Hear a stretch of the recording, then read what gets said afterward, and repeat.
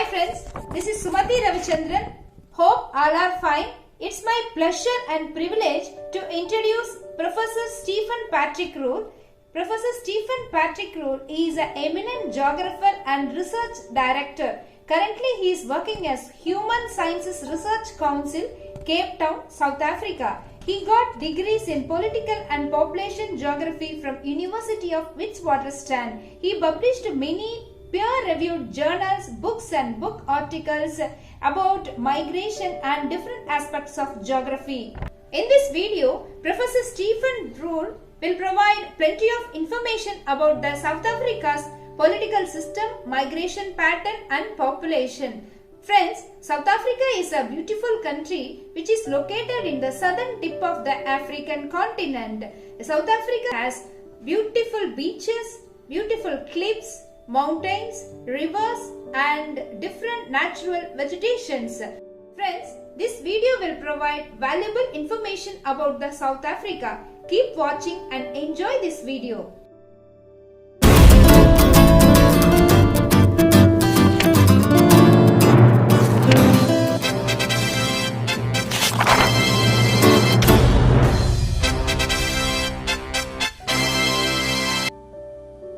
Hello and greetings to you from the Southern Hemisphere, from Cape Town in South Africa.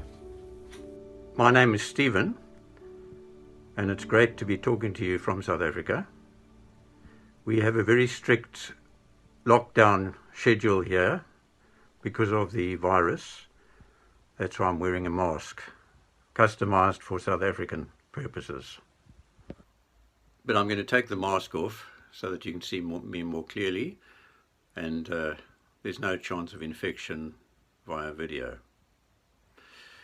What I'd like to talk to you about today is the migration patterns that have come to make up the current day population of South and Southern Africa, and also the political geography of South Africa.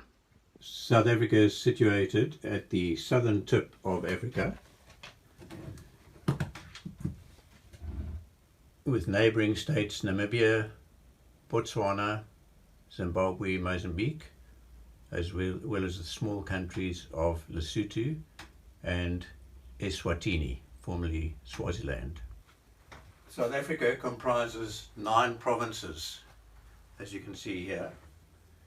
The most densely populated province is also the smallest, and it's called Gauteng, which in our local Sesotho language means the place of gold, and that includes the cities of Johannesburg and Pretoria in this part, Gauteng. To the north we have Limpopo province. Here we have Mpumalanga, which means the rising of the sun in Zulu language. Here we have Northwest Province. This is Free State. Here is KwaZulu-Natal. The Eastern Cape, that area.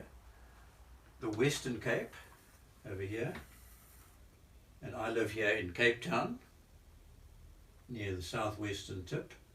And the Northern Cape, this very large province, the largest province with the smallest population.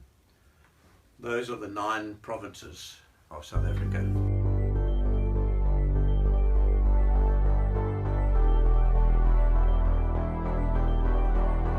Those 9 provinces have only been existing in their current form since 1994, the last 26 years. That was the year in which South Africa became a fully democratic, universal franchise republic. Prior to that, we had a government comprising only non-Africans, many of them descendants of settlers from Europe who came here in the 16th, 17th, 18th and 19th centuries. And in the 1940s onwards, we had a system known as apartheid, where all the different races were separated and were not allowed to interact very much, had to live in separate areas, have separate schools, separate facilities, and it was quite an oppressive regime. That was the situation when I grew up here in South Africa. In the 1400s and 1500s, explorers from Europe, notably Portugal and Netherlands, Holland, circumnavigated Africa in a bid to establish a sea trading route with India and some of the other parts of Asia.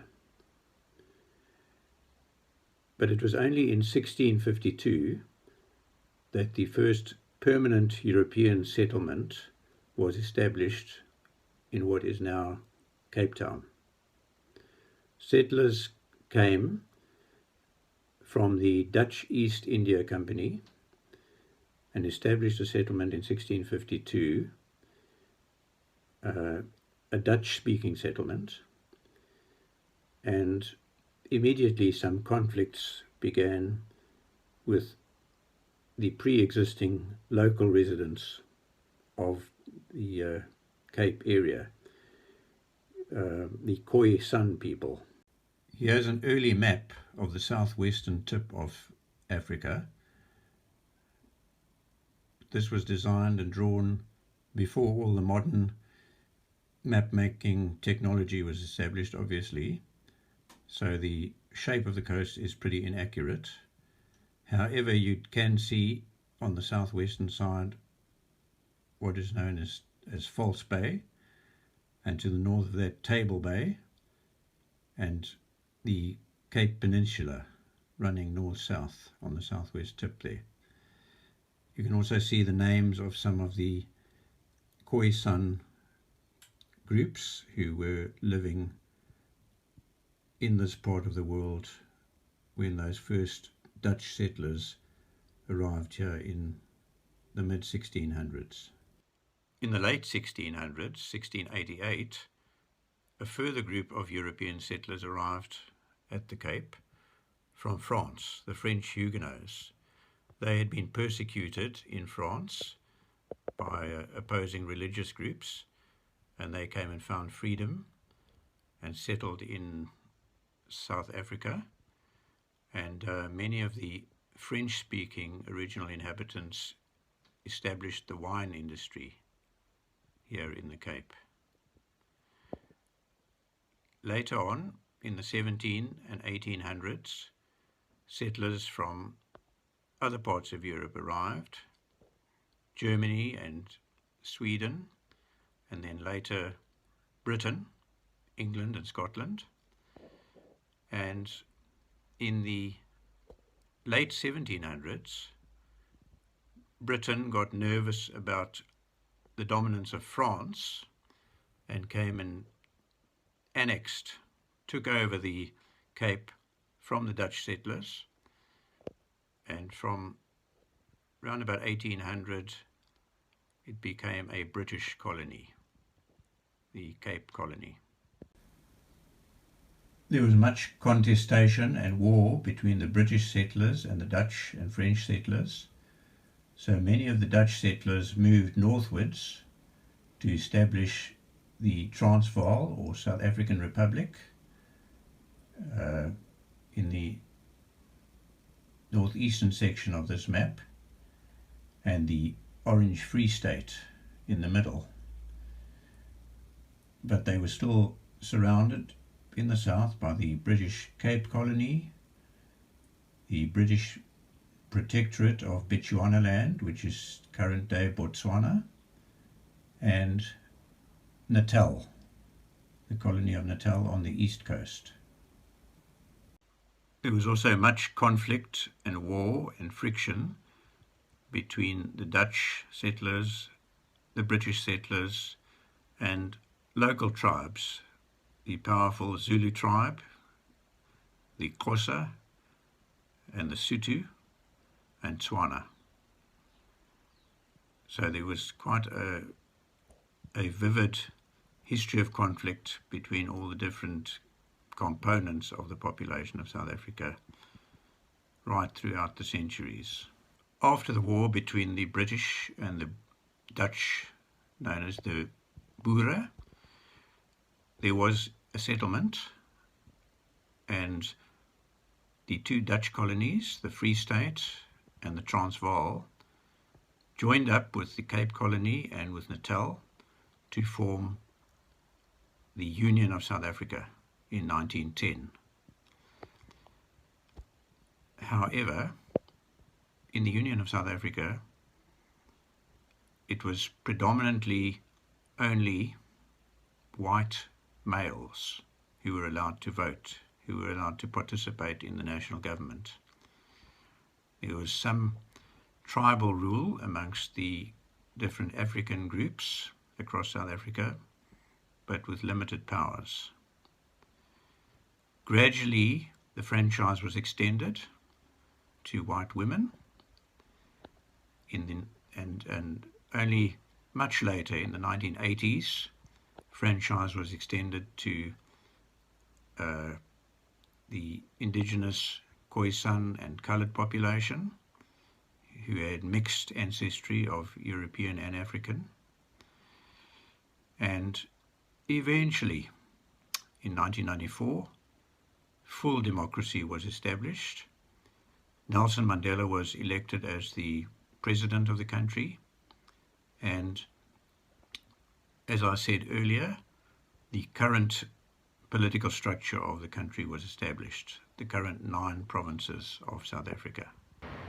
So I live near the very southern tip of Cape Town, in an area called Fishhoek. You can see Fishhoek behind me, with a busy road going past our house. And this is False Bay, this area of the sea that you can see behind me, which opens out into the southern Atlantic Ocean, over to the south in that direction. Across the bay there you can see a little settlement called Pulp Bay, and in this direction is one of the early British settlements of Simonstown, named after an early Dutch governor, Simon van der Stel, and today the South African National Navy is based there. The size of the current day population in South Africa in the middle of 2020 is just under 60 million, estimated at 59.62 million by the National Statistical Agency, Statistics South Africa. The population is not evenly distributed throughout the country. As I mentioned earlier, the largest population lives in the smallest province. On the extreme left of this diagram, you'll see that more than 15 million of the almost 60 million in the country live in Gauteng province, abbreviated as GP on the extreme left. KwaZulu-Natal on the east coast has 11.5 million, and the Western Cape, where I live in Cape Town, has just over 7 million. So you can see that those 3 bars coloured in orange consists of more than half of the population living in just 3 of the 9 provinces.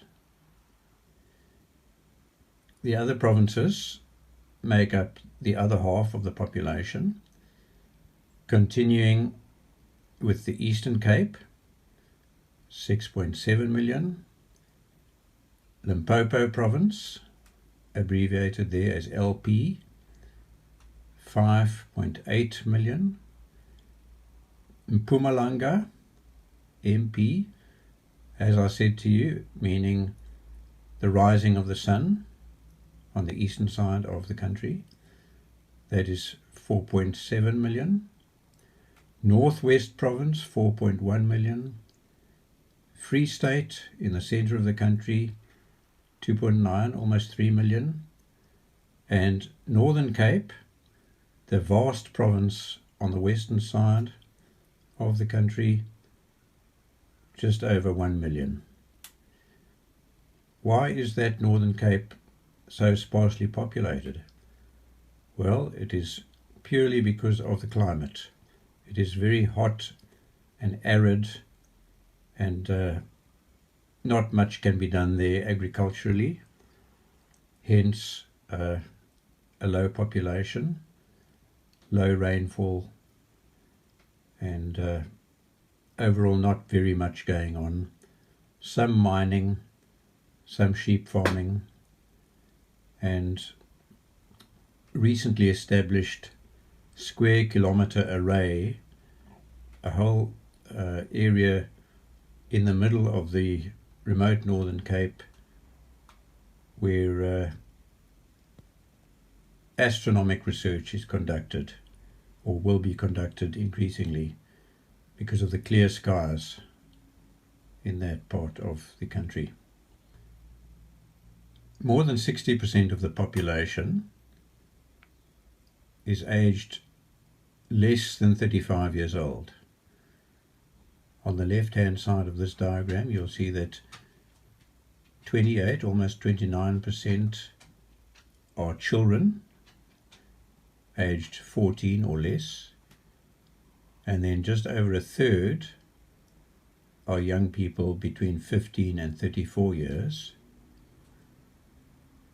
The rest of the population, adults from 35 or older, comprise the balance of the population. This diagram shows you the ethnic origin of the population of South Africa. 81% of the population are black African groups. 9% are coloured or mixed race. 8% are white with European origins, and 3% are Indian or other Asians. The distribution of the population in South Africa is changing. This diagram shows you on the right hand side, Gauteng has the largest inflow of migrants from other parts of South Africa as well as from other parts of the world. And those other parts of the world are mainly our northern neighbours of Zimbabwe, because of the many political problems there and a declining economy, as well as the Democratic Republic of the Congo in Central Africa, and also many migrants from other parts of Africa, especially Nigeria. There are also many migrants from Asia, many Asians settling in Gauteng and other parts of South Africa to start small businesses. They are predominantly from Pakistan, Bangladesh, India, China. So, on the right hand side there you see that Gauteng is the main province, as I said earlier, the smallest province, but the most prosperous province economically, and therefore large numbers of migrants from outside as well as from other parts of South Africa. Just to the left of Gauteng in the diagram is the Western Cape, my province, also receiving many migrants from other parts of South Africa and outside of South Africa, and the Northwest Province, which is also quite popular because of the mining that is dominant in that province. In contrast, on the left-hand side of this diagram, the Eastern Cape, EC, Limpopo Province, LP, KwaZulu-Natal, KZN, are actually losing migrants. People are migrating mainly out of those provinces to Gauteng, the Western Cape, or the Northwest Province. So to conclude, I hope you have enjoyed that little bit of background about the political geography of South Africa. Please do remember that depending on who tells you about South Africa, the interpretation will be different. It just so happens that I have a particular background and understanding of the history and geography of the country, which gives me particular biases. My ethnic background is a total mixture of English, Scottish, Dutch, French, German, even a little bit of Indonesian, and I have a particular perspective on how things have developed in South Africa. But my other fellow citizens, and you saw there are almost 60 million of us here, will have different perspectives. So do try to get other perspectives from other South Africans. All of us will have our own interpretation and our own bias.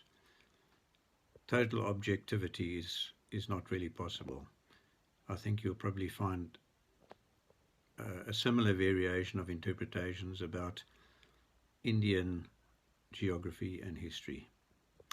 So until we meet again, let me say goodbye to you in a few of the South African languages. Salani Gahle, that means stay well in the isiZulu language, and Afrikaans, which is a derivation of the original Dutch. Ek hoop julle het hierdie lesing geniet en miskien sien ons weer vir mekaar in die toekoms.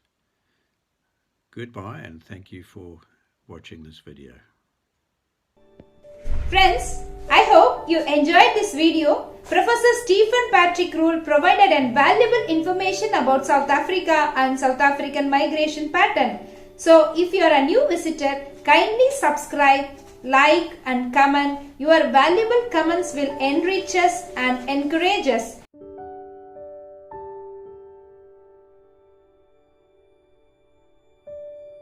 Thanks for watching. See you in the next video.